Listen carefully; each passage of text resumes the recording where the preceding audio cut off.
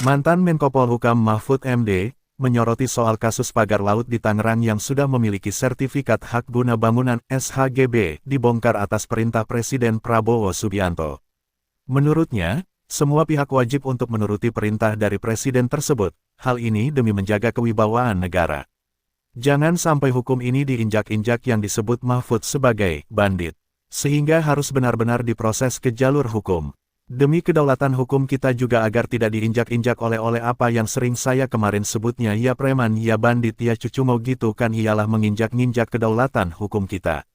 Lalu aparat kita seperti dikencingi kepalanya semuanya gitu, pejabat-pejabat kita, masa kita diam aja ya, tegas dong, ini kan negara gitu, kata Mahfud, seperti dikutip dari akun YouTube-nya Mahfud MD Official, Kamis tanggal 23 Januari tahun 2025.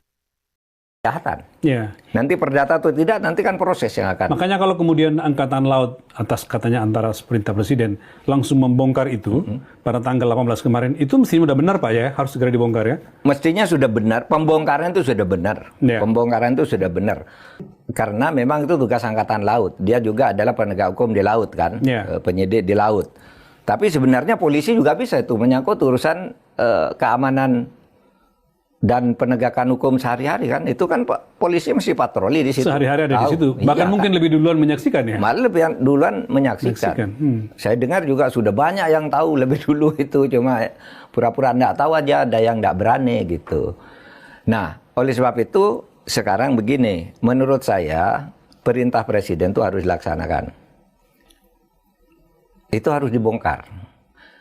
Ada yang mengatakan, tidak bisa dong dibongkarkan, ini bukti pidana.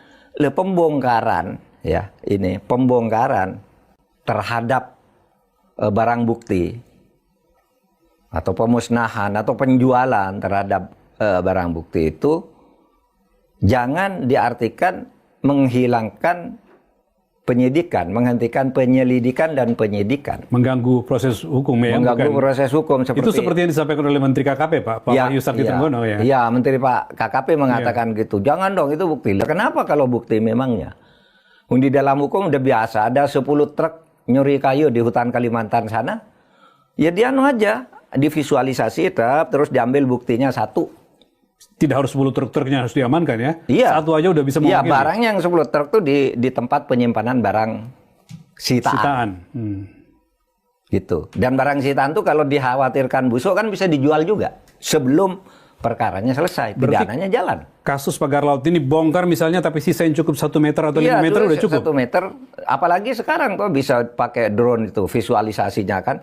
Waktu membongkar nih hari kedua ini sisanya disisakan buat berita acara, itu bisa jadi bukti di pengadilan. Sejauh ini sudah 2 kilo katanya Pak yang sudah Iya, dibongkar. sudah. Tinggal hari Rabu akan diteruskan lagi. Diteruskan lagi tinggal 2 meter atau 10 meter lah. Ini buktinya yang masih ada kalau pengadilan nanti mau ninjau. Kalau tidak cukup sedengannya dengan visual yang dibuat kan. Kalau hakim yakin, oh iya benar kok sudah ada kok di berbagai media.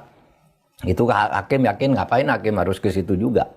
Kan gitu. Bisa. Itu sudah dilakukan. Lelang barang-barang yang dikhawatirkan busuk. Bahkan ini narkoba, 2 ton narkoba kan disita. Ketika pengadilan hanya 1 plastik aja, ini buktinya.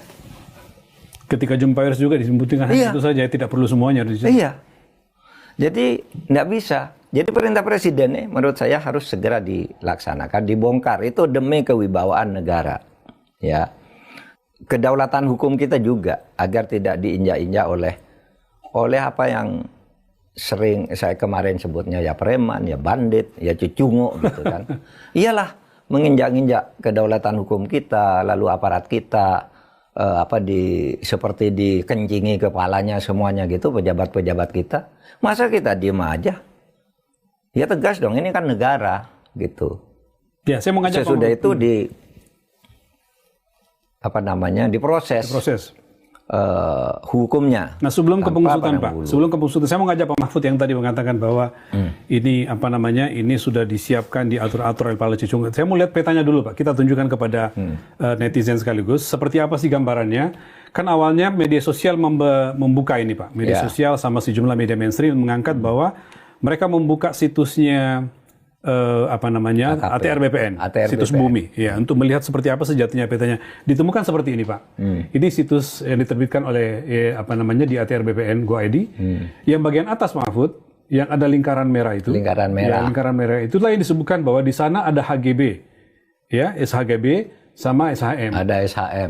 Itu kelihatannya kan tidak tampak seperti laut, Pak. Tapi setelah dicek ordinatnya ke laut oleh teman-teman media sosial, ternyata ketemu bahwa itulah wilayah pagar laut itu, Pak Fud. Nah, akhirnya kemudian dicek betul sama Menteri ATR BPN, kemudian ketahuan bahwa ternyata betul bahasanya Pak Nusron, di wilayah pagar laut itu memang ada berseliweran SHGB dan hak milik katanya. Lalu ditemukan perusahaannya. Yang jumlahnya tadi itu, ratusan itu ya.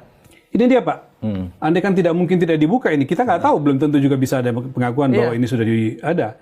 Nah, ini lalu kemudian kalau kita lihat, Pak, RT RW-nya Pemda Tangerang juga ditemukan oleh teman-teman Walhi.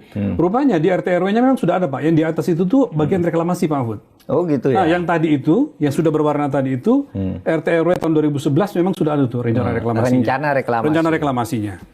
Jadi oleh Walhi lantas mengatakan kenapa tidak sekalian nanti ketika diusut, ya tidak hanya perusahaan yang terlibat atau misalnya yang menerbitkan ini sertifikatnya itu BPN, tapi juga ke Pemda Tangerang maupun DPRD Tangerang. Apa pendapat Pak Mahfud? Ya bisa jadi kalau rencana reklamasi tahun 2011 itu mungkin saja itu dibuat secara sah. Ya, secara visinya memang disiapkan dari awal. Iya gitu, kan? Ya? Tetapi mungkin karena ada ribut-ribut, ya, mungkin karena ribut-ribut reklamasi menjelang Pilgub DKI itu, lalu ini berubah. Wah, ini nanti rame nih kalau ada begitu. Lalu Pemda sendiri mungkin tidak meneruskan itu, tapi ada yang menjual diam-diam.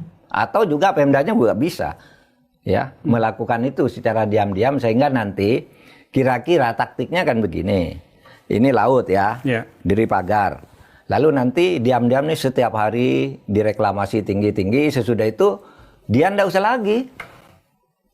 lagi minta izin, ini memang sudah kok.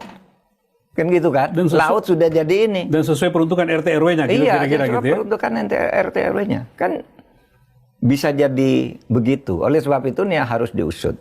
Dan yang saya berharap juga, ya, harus diperiksa nih di seluruh Indonesia. Ini di depan mata kita loh. Di dekat ibu kota terjadi seperti ini. Gimana? Asumsinya ini satu kasus ya, belum tentu tempat lain nggak ada ya? Iya, belum tentu di tempat lain tidak ada. Malah kalau saya yakin banyak nih. Ya sekurang-kurangnya banyak yang harus diteliti ulang. Ya, karena ini hilang-hilang kayak gini lama-lama Indonesia nih habis nanti atau mengecil pulau-pulaunya itu. Lautnya yang mengecil bisa terjadi tanpa bisa dimiliki oleh negara karena sudah diambil orang atas nama reklamasi. Padahal itu laut.